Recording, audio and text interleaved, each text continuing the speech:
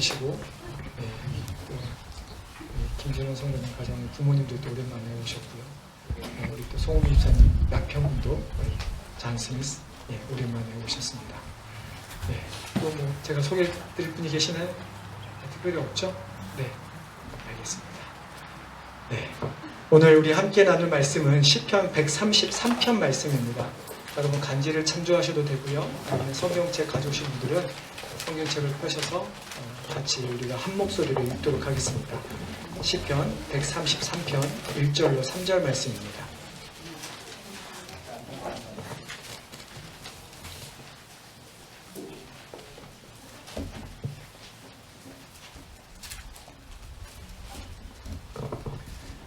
우리 차에서 한 목소리로 같이 읽겠습니다. 자, 시작. 보라, 형제가 연합하여 동거함이 어찌 그리 선하고 아름다운고, 모래에 고배로 길이 수염 곧 아루의 수염을 흘러서 그의 옷깃까지 내리더라고. 헐모에 있으시 시온의 산들에 내린 같도다. 거기서 여호와께서 복을 명령하시나니 곧 영생이로다. 아멘. 제가 먼저 기도하겠습니다. 하나님, 이 시간 우리 하나님의 말씀을 듣기를 원합니다. 주님, 오늘 우리 가운데 함께하여 주시고 우리의 귀를 열어 하나님의 말씀을 받고 듣고 또 우리 마음에 새길 수 있도록 도와주시옵소서. 함께할 줄 믿사옵고 예수님의 이름으로 기도드리옵나이다.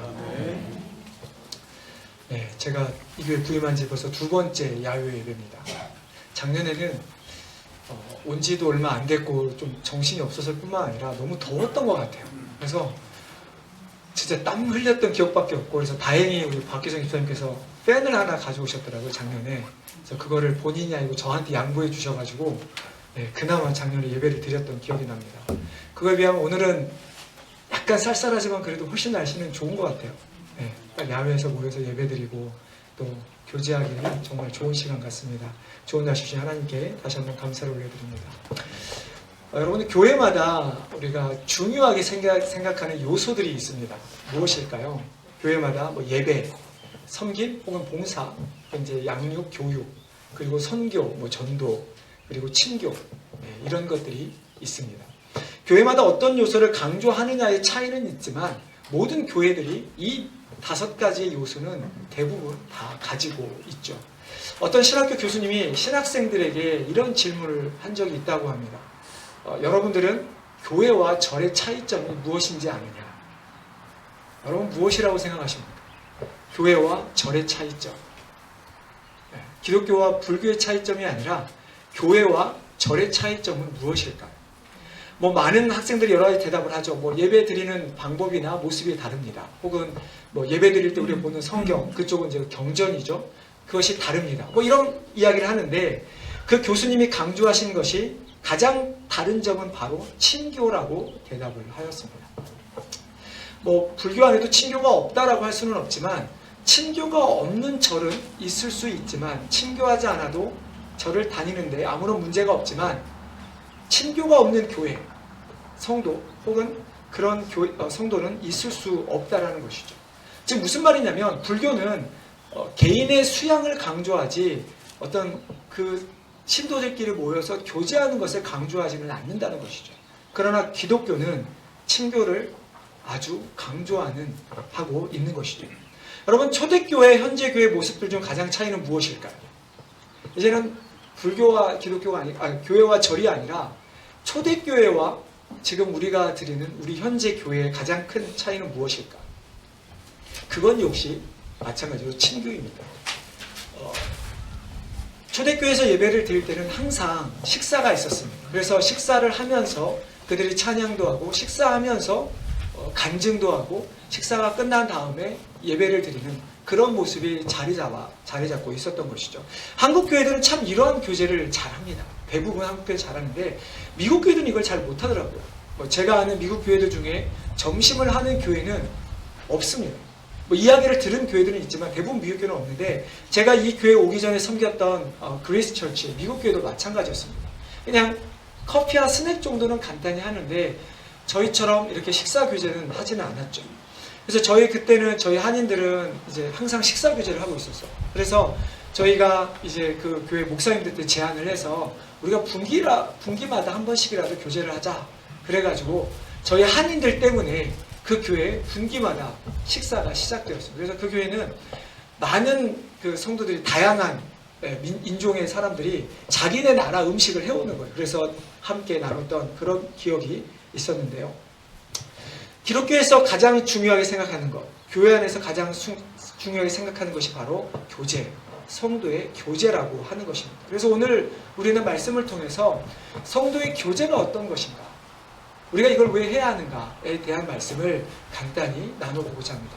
첫 번째, 형제연합은 예수 그리스도로 말미암아 이루어진 연합이라는 것입니다.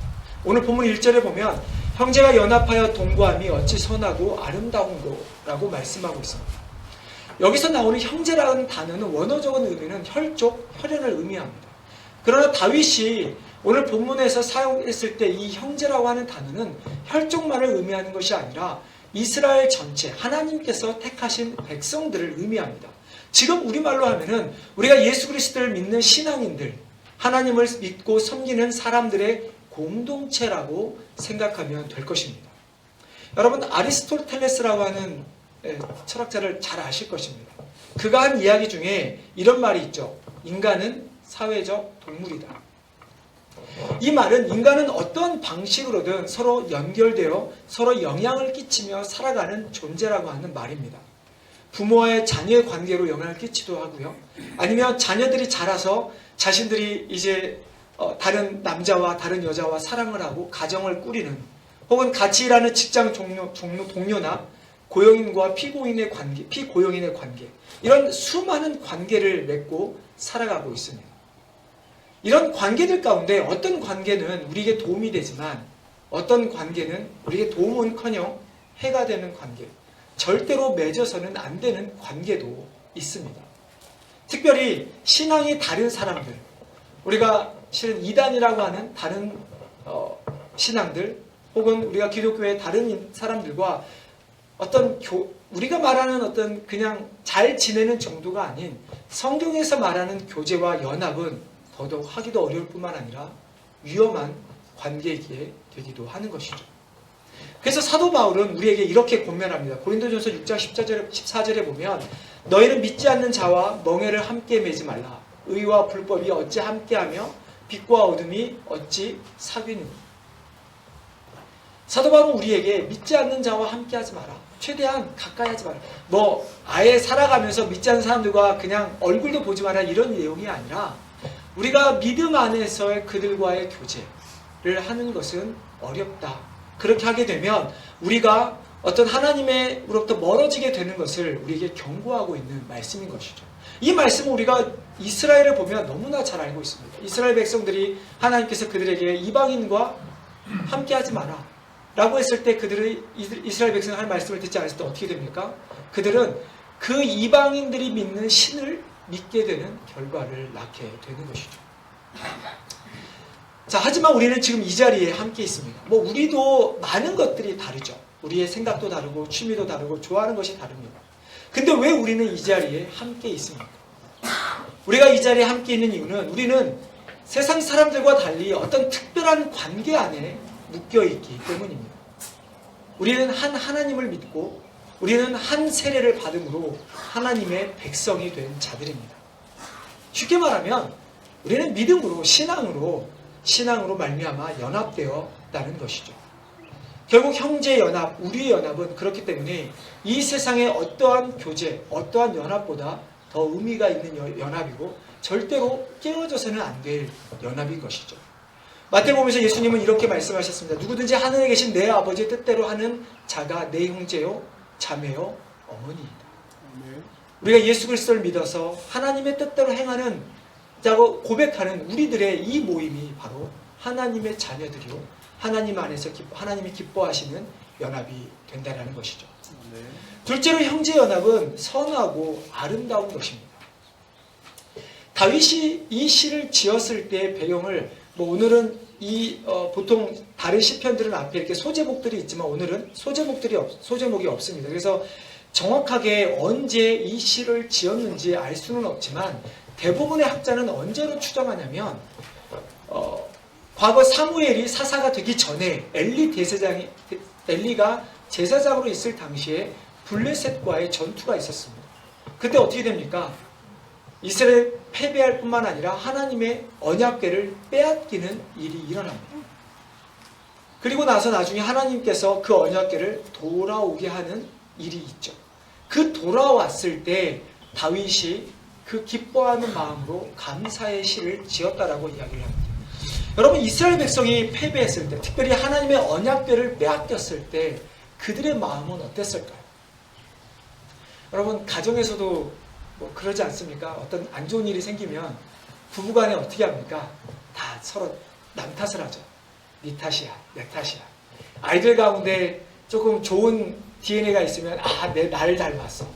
근데 아이 가운데 좀 뭔가 잘 못하면 당신 때문에 아이가 이래. 이렇게 하지 않습니까? 근데 여러분, 지금 한 나라가 다른 나라부터 어려운 일을 당하고 하나님의 언약궤를 빼앗겼을 때 이스라엘 백성들은 어땠을까요? 과연 이들이 그냥 자신들 모두가 다 우리가 잘못했다, 우리가 하나님 앞에 회개하자 이랬을까요? 그들은 하나님께 버림받았다 생각했을 것이고, 아마 그들 가운데 본문에 성경에 기록되어 있지는 않지만 이게 누구의 잘못이냐? 왕의 잘못이냐? 아니면 제사장의 잘못이냐? 아니면 우리의 잘못이냐라고 아마 남 탓을 하고 있었을 것입니다. 얼마나 그들 마음이 나뉘어져 있었을까요? 이들의 나눠진 마음을 보시는 하나님의 마음은 어땠을까요? 우리가 부모로서 자녀들이 다투는 모습만 봐도 마음이 아픈데, 특별히 나중에 자녀들이 부모의 재산이나 유산 때문에 싸우는 그 모습을 보면 얼마나 부모의 마음이 아플까? 근데 하나님의 마음은 얼마나 더 아프실까요? 그런데 그들 가운데 언약궤가 돌아왔을 때 그들은 다시 한 마음이 되기 시작합니다.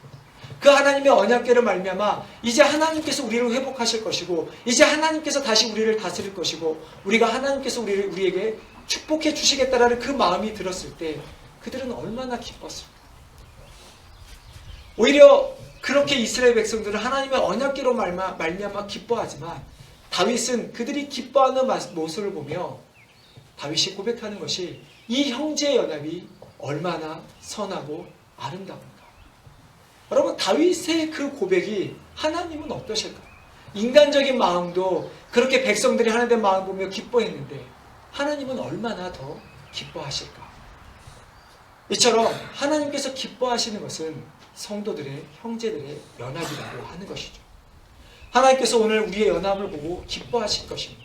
그리고 우리는 이 연합을 끝까지 지켜가야 한다는 것이죠. 그래서 세 번째로 우리가 깨달아야 하는 것은 이 형제의 연합은 단순히 순간적으로 끝나는 것이 아니라 영원하다는 것입니다. 앞서 말씀드린 것처럼 우리에게 이렇게 모여있는 이유는 세상의 이유와는 다릅니다. 마찬가지로 우리의 교제, 성도의 교제는 세상 사람들이 하는 교제와 분명히 다른 것이 있다는 것이죠. 물론 비슷한 면도 있습니다. 만나면 좋고 즐겁고 오랜만에 만나니 얼마나 반갑습니까? 그러나 세상의 교제는 무한하지 않습니다. 무슨 말인가요? 아무리 좋은 관계를 하더라도 누군가가 손해보기 시작을 하고 누군가가 더 희생을 하는 순간이 찾아오면 그 관계는 깨어지기 쉽습니다. 즉 어느 한 순간 어느 한 사람의 희생으로 그 세상의 관계는 이루어지는 것이 아니라 서로 간의 양보와 서로 간의 희생으로 이루어지는 것이 세상의 관계이죠. 그러나 그 관계가 한 사람의 희생이 점점 더 많아지면 결국은 깨어져 버리고 마는 것입니다. 그러나 주님 안에서 이루어진 이 형제의 우리의 연합은 영원한 것입니다. 왜 그렇습니까? 우리의 연합이 두 가지가 있는데, 우리의 연합이 첫 번째는 단순히 이 땅에서의 교제만을 의미하는 것이 아니기 때문입니다. 아무리 이 세상의 관계가 좋다 할지라도 우리는 죽으면 이 세상의 관계는 끊어집니다. 그러나 우리 믿는 자들의 연합은 어떻습니까? 우리는 이 땅에서 죽는다 할지라도 우리는 영원한 연합이 천국에서 기다리고 있기 때문입니다. 여러분, 형제의 연합 또한 성도의 연합은 앞서 말씀드린 것처럼 그리스도로 말미암아 이루어진 연합입니다. 즉 우리의 양보와 우리의 희생으로 우리가 각자 희생하고 각자 양보해서 우리가 이 공동체가 이루어지는 것이 아니라 우리의 연합은 오직 그리스도의 희생으로만 이루어진 연합이라는 사실입니다.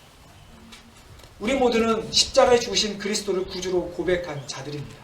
즉 우리의 노력, 우리의 연합은 우리가 노력해서 우리의 헌신으로 이루어진 것이 아니라 오직 그리스도의 피로만 이루어진 연합이라는 것입니다. 그리고 그렇게 그리스도를 믿는 자들에게 주어진 것이 영생, 영원한 삶인 것이죠. 그래서 우리의 연합이 영원하게 되는 것은 우리의 노력이 아니라 그리스도의 피값으로 사셨기 때문에, 그리고 그리스도를 믿는 자들에게는 영원한 삶이 주어졌기 때문에 우리의 연합은 이 땅에서뿐만 아니라 영원한 하늘나라에서도 계속될 것이라는 사실을 우리는 기억해야 할 것입니다. 여러분, 그러니까 우리의 연합이 얼마나 선하고 아름다워, 하나님이 보시기에 얼마나 선하고 아름답겠습니까? 우리는 하나님께 택하신 족속이요 왕같은 제사장들이요 거룩한 나라요 하나님의 소유가 된 백성들입니다. 이 백성들이 이렇게 이 땅에서 연합을 할 때, 그리고 하나님 영원한 천국에서 하나님과 함께 할 때 우리는 진정한 연합을 계속해서 이루어가게 될 것입니다. 여러분, 그렇기 때문에 연합은, 형제의 연합, 우리의 연합은 해도 되고 안 해도 되는 것이 아니라 반드시 우리 가운데 있어야 할 요소인 것입니다. 하나님께서 우리의 한 아버지가 되셨고, 우리는 한 아버지를 아래에 있는 하나의 한 형제 자매들이기 때문에 우리는 반드시 연합을 해야 하는 것입니다. 오늘 이 예배를 통해서, 또 뿐만 아니라 예배 후에 우리가 나눌 하게 될 친교를 통해서 우리 모두가 하나 되는 시간이 되기를 바랍니다. 그리고 하나님께서 기뻐하실 우리의 모습을 한번 우리가 상상해 보면서 여러분, 성도 간의 교제를 하기를 바랍니다. 다른 사람의 모습, 그가 가진 것, 그의 성격, 이것 때문에 우리가 그 사람과 교제하는 것이 아니라 나도 죄인이지만 하나님의 은혜로 하나님의 자녀가 되고, 다른 사람도 죄인이지만 하나님의 은혜로 되었기 때문에 우리는 각자 그 성도 안에 있는 그리스도의 모습을 보고 교제를 나누시기 바랍니다. 그래서 우리가 정말 하나님이 기뻐하는 모습이 우리 가운데 넘쳐나기를 바랍니다. 우리 시편 133편 말씀을 한 번만 더 읽고 말씀을 마치도록 하겠습니다. 우리 한 목소리로 같이 읽겠습니다. 자, 시작. 보라, 형제가 연합하여 동거하며 어찌 그리 선하고 아름다우고, 머리에 있는 모배로운 기름이 수염 곧 아루의 수염에 흘러서 그의 옷깃까지 내림받고, 헐몬의 시슬이 시온의 산들에 내림받았다. 거기서 여호와께서 복을 명하셨으니 곧 영생이로다. 이것처럼 하나님이 기뻐하시는 연합이 항상 우리 가운데 끊이지 않기를, 영원하기를 주님의 이름으로 축원합니다. 기도하겠습니다.